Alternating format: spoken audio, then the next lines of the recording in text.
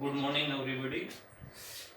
देखो कल अपन ने पढ़ा था इसमें धारा घनत्व। धारा घनत्व में कॉपर में मुक्त इलेक्ट्रॉन संख्या घनत्व, कॉपर में मुक्त इलेक्ट्रॉन संख्या घनत्व 8.48 गुणा 10 की घात 28 प्रति घन मीटर, यानी प्रति घन मीटर में उपस्थित इलेक्ट्रॉनों की संख्या 10 की घात 28 होती है, यानी बहुत ज्यादा होती है, इसलिए चालकता भी अधिक होती है। यानी धारा घनत्व density of electrons in copper is equal to 8.48 into 10 की पावर 28 पर मीटर क्यूब। अब अपने पास है ऊष्मीय गति या ऊष्मीय चाल बोलते हैं, थर्मल मोशन, इसके बारे में अपन करेंगे। दूसरा टॉपिक अपवेग तथा गतिशीलता। अपवेग, अपवन वेग या अपवह चाल तथा गतिशीलता, ड्रिफ्ट, वेलोसिटी एंड मोबिलिटी, अच्छे टॉपिक्स हैं। अच्छा, सबसे पहले देखो ऊष्मीय गति। आप जानते हैं कि किसी भी चालक में मुक्त इलेक्ट्रॉन होते हैं। जैसे ये चालक है, इस चालक में मुक्त चौक है, वैसे तो ये कुछ अलग है, लेकिन मानते हैं कि जैसे कोई चालक है, इस चालकों में क्या फ्री इलेक्ट्रॉन होते हैं।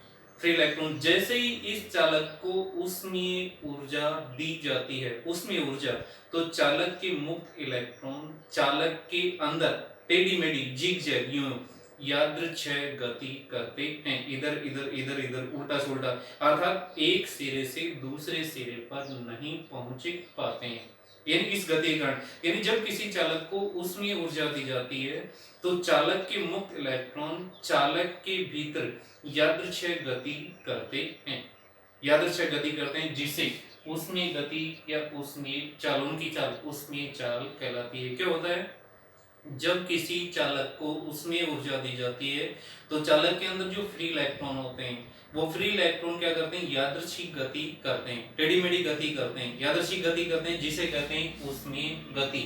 और ऊष्मीय गति के कारण चालक के इलेक्ट्रॉन एक सिरे से दूसरे सिरे तक नहीं पहुंच पाते, टक्कर करके रुक जाते हैं, जिसके कारण, इसका कहने का मतलब है ऊष्मीय गति के कारण किसी चालक में धारा का चालन नहीं होता है।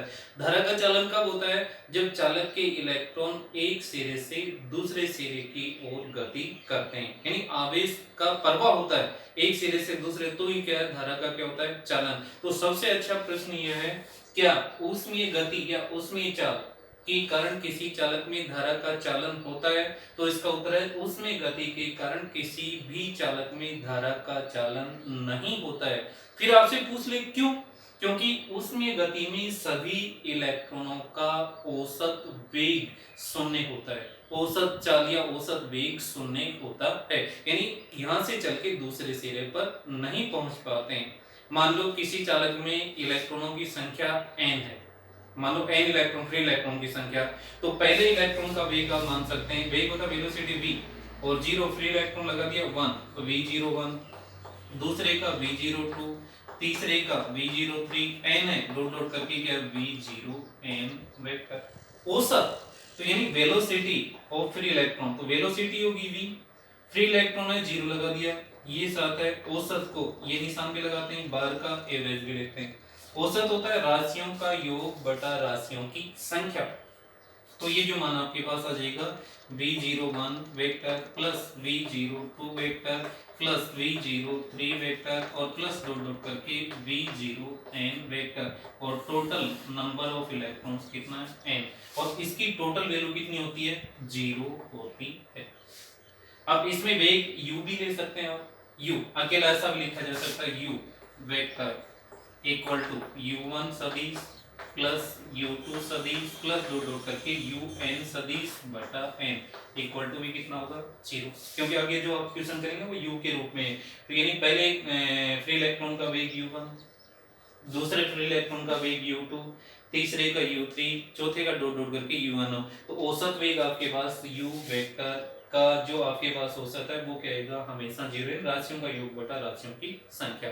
तो कहने वाला उसमें गति के कारण किसी चालक में धारा का चालन नहीं होता, क्योंकि उसमें गति का औसत मान सदैव, यानी v0 सदिश बराबर 0 या u सदिश बराबर कितना होता है, 0 होता है, अर्थात इलेक्ट्रॉन एक सिरे से दूसरे सिरे की ओर गमन नहीं करता, और जब तक आवेशों का प्रवाह नहीं होता किसी भी चालक में धारा का चालन नहीं होता है।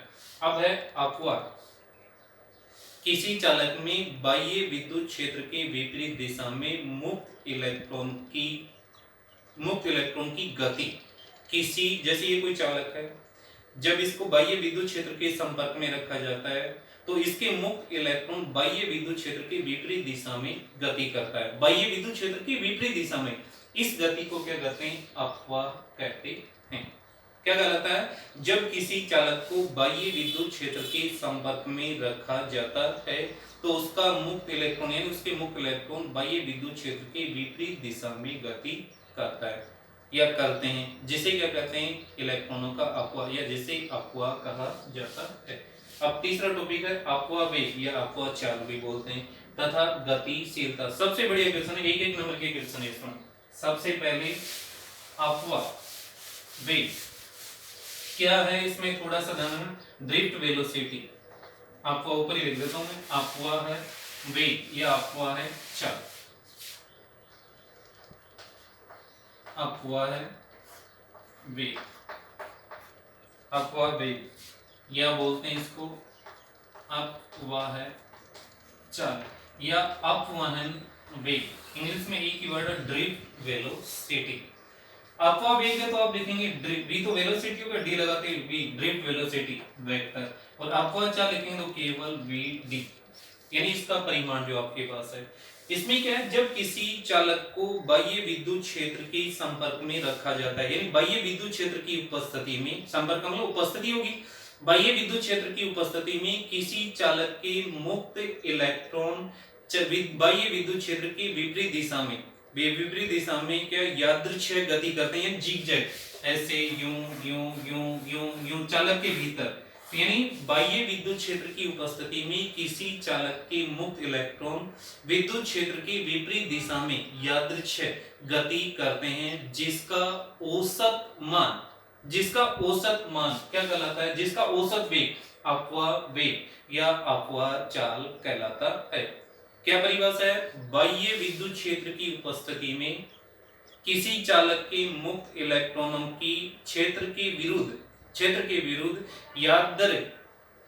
यादृच्छिक गति या यादृच्छिक गति का औसत मान, यानी औसत, जो औसत होता है वही औसत क्या कहलाता है? अपवाह वेग या अपवाह चाल। दोबारा देख लेना, बाह्य विद्युत क्षेत्र की उपस्थिति में किसी चालक के मुक्त इलेक्ट्रॉन बाह्य विद्युत क्षेत्र के यानी क्षेत्र के विपरीत दिशा में यादृच्छिक गति करते हैं, जिसका औसत मान या जिसका औसत क्या कहलाता है? अपवाह वेग या अपवाह चाल कहलाता है। अब जैसे किसी चालक में, आपकी सिर्फ समझने के लिए, किसी चालक में तो ये आपने विद्युत क्षेत्र लगा दिया, आपके पास ये प्लस और माइनस, ये आपने, और इसके फ्री इलेक्ट्रॉन, विद्युत क्षेत्र की दिशा होती है प्लस से माइनस, और इलेक्ट्रॉन क्या करते हैं? माइनस से प्लस की ओर, जैसे इलेक्ट्रॉन इधर गति करते हैं, यहाँ इलेक्ट्रॉन आपके पास, तो इन बाह्य विद्युत क्षेत्र आपके पास है, ये विद्युत क्षेत्र तो हो गया E, इलेक्ट्रॉन हो गया आपके E स्मॉल e, और इस पे क्या लगता है? एक बल लगता है, यानी बाह्य विद्युत क्षेत्र की उपस्थिति में मुक्त इलेक्ट्रॉनों पे बल लगता है, उस बल का मान होता है F बराबर minus E into capital E, जिसकी दिशा विद्युत क्षेत्र के विपरीत होती है। यानी बाह्य विद्युत क्षेत्र की उपस्थिति में चालक के मुक्त इलेक्ट्रॉनों पर बल लगता है और जिसका मान होता है F सदिश बराबर माइनस E इंटू E सदिश। अब इसका फॉर्मूला निकालेंगे अपन, यानी अपवाह वेग का अपन फॉर्मूला निकालेंगे। जब कोई चालक का इलेक्ट्रॉन, किसी चालक का इलेक्ट्रॉन जब चालक में गति करता है तो उसके आयन और परमाणुओं से टक्कर करता है, और जैसे टक्कर करता है तो उसके लगातार वेग में क्या होता है? परिवर्तन। समय के साथ वेग में क्या होता है? परिवर्तन। यानी किसी भी चालक को जब बाह्य विद्युत क्षेत्र के संपर्क में रखा जाता है तो उसके मुक्त इलेक्ट्रॉन आयन या परमाणुओं से टकराते हुए यादृच्छिक गति करते हैं, जिससे उनके वेग और समय में क्या लगातार परिवर्तन होता है, अर्थात त्वरण उत्पन्न होता है। तो किसी चालक में उत्पन्न त्वरण आप जानते हैं गति के दूसरे नियम से F बराबर ma, ये लिखते हैं ma, बट a का मान निकालना आपको, a वेक्टर बराबर F अपॉन m, यानी किसी चालक के मुक्त इलेक्ट्रॉन का त्वरण a वेक्टर बराबर f वेक्टर अपॉन m। और आपने ये बताया कि जब ये गति करता है तो बाह्य विद्युत क्षेत्र के विपरीत दिशा में एक बल कार्य करता है, जो आपके पास क्या है, F वेक्टर है। तो चूंकि आप जानते हैं इसके बारे में, F वेक्टर बराबर minus E into capital E, विद्युत क्षेत्र की परिभाषा से E वेक्टर बराबर F अपॉन Q नॉट, और Q नॉट की जगह आपके पास इलेक्ट्रॉन, तो क्रॉस मल्टीप्लाई करेंगे तो F वेक्टर बराबर E और कैपिटल E, दिशा विद्युत क्षेत्र के विपरीत, तो निशान आपने लगा दिया माइनस। ठीक है, अब ये जो मान है यहाँ पे, ये मान यहाँ रख देंगे f का, इसलिए a वेक्टर बराबर f की जगह जाएगा minus E capital E upon m। लिखना चाहो तो इक्वेशन लिख सकते हो, एक बात की कोई जरूरत नहीं। फिर मानते हैं कि माना t बराबर 0 समय पर, यानी जब इलेक्ट्रॉन गति करना प्रारंभ ही नहीं करता है, t बराबर 0 समय किसी समय पर चालक के मुक्त इलेक्ट्रॉन का वेग, जिसे प्रारंभिक वेग भी कहते हैं, का प्रारंभिक वेग u सदिश है, प्रारंभिक वेग u सदिश, तथा t समय पश्चात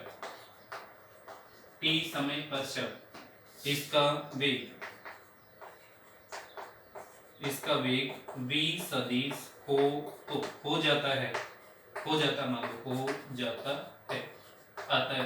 यानी प्रारंभ में वेग आपके पास है u सदिश प्रारंभिक वेग, t समय पश्चात इसका वेग v सदिश हो जाता है। अतः गति के प्रथम समीकरण से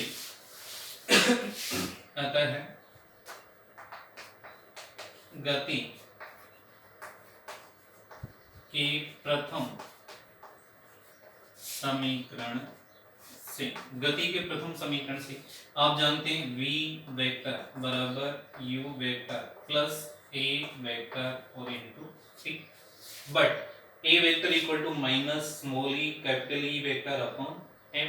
चाहे इसको इक्वेशन आप रखना चाहो तो इक्वेशन 2, समीकरण 1 से a का मान समीकरण 2 में रखने पर, कहने का मतलब समीकरण 1 व समीकरण 2 से, इक्वेशन 1 व 2 से मान रखो, ये जैसा है वैसा का वैसा a, फिर u वेक्टर प्लस या निशान आ जाएगा minus e capital E vector upon m और इनटू c।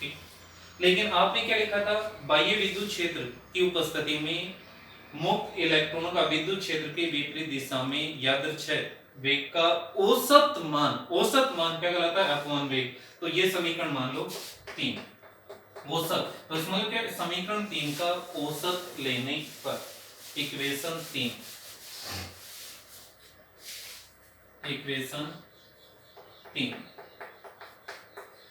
का औसत लेने पर यह आ जाएगा v वेक्टर का औसत बराबर u वेक्टर का औसत माइनस कौन E इलेक्ट्रॉन का चार्ज E कैपिटल E बाह्य विद्युत क्षेत्र m मास ऑफ इलेक्ट्रॉन, ये निश्चित राशियां हैं, ये छूट जाएगा समय टक्कर के साथ साथ बदल रहा है, तो जो राशि समय के साथ बदलती है उसी का औसत लिया जाता है, तो जाएगा E capital E upon m बचेगा, इसका औसत t। यहाँ पे चूंकि औसत of v vector equal to होता है ड्रिफ्ट वेलोसिटी, यानी यह देगा आपको वहन वेग। आपने कहा था औसत ही अपॉन वेग के अपॉन चाल कहलाता है, ये आपके पास v सदिश जैसे ही लिखना चाहिए, तो ये अपॉन वेग। फिर है u, इसका औसत निकाला था आपने, u सदिश का औसत उसमें गति में इसकी वैल्यू होती है 0। फिर है समय का औसत t का औसत निकालेंगे, ये होता है टॉर्क q, श्रांति या विश्रांति का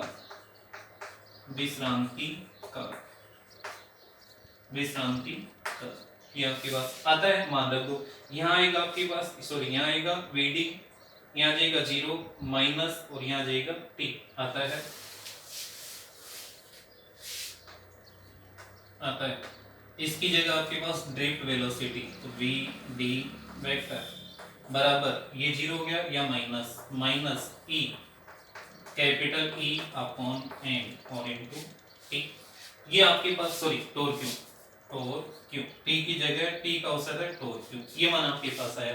अब इसका जो परिमाण है या अपवाह चाल आता है, अपवाह है चाल, इसका परिमाण होता है आता है यानी अपवाह है चाल, अपवाह है चाल यानी अपवन वेग का परिमाण हो जाएगा। तो ये परिमाण निकालेंगे, वेक्टर हट जाएगा वी डी बराबर ये प्लस हो जाएगा ई, ये वेक्टर हो जाएगा कैपिटल ई अपॉन एन और इनटू टोर क्यू। ये आपके पास अपवन वेग ये हो गया, ये आपके पास होगी अपवाह चाल। आपके सामने ई कांस्टेंट, ये एम कांस्टेंट, ये भी क्या समय के साथ बदल रहा है इसमें साथ में। इसके बारे में अपन करते हैं विश्रांति का, विश्रांति का यानी अपवन गति के दौरान, अपवन गति के दौरान इलेक्ट्रॉन की दो क्रमागत टकरों के मध्य लगा मुक्त समय, अपवन गति के दौरान या अपवाह चाल के दौरान क्या है, मुक्त इलेक्ट्रॉन की दो क्रमागत लगातार टकरों के मध्य लगा मुक्त समय क्या कहलाता है, विश्रांति काल या श्रांति काल कहलाता है। यानी किसी चालक में मुक्त इलेक्ट्रॉन की दो क्रमागत टकरों के अपवन गति के दौरान दो क्रमागत टकरों के मध्य का जो औसत समय होता है वह औसत समय क्या कहलाता है, विश्रांति काल कहलाता है। बाकी